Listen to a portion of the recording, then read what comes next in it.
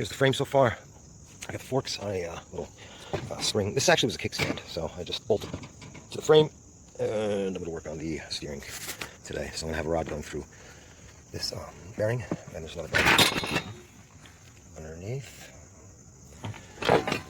Probably going to have to take out I'm going to cut this off, possibly.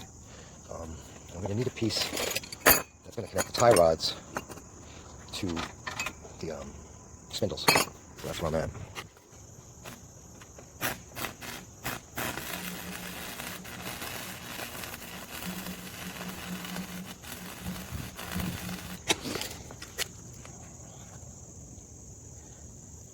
It's probably the best little piece of welding I've done, right there.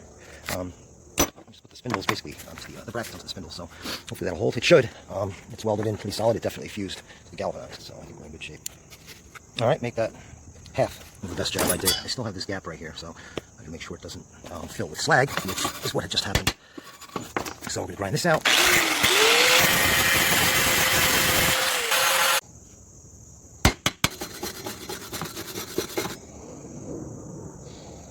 Looks like it's kind of fused to me.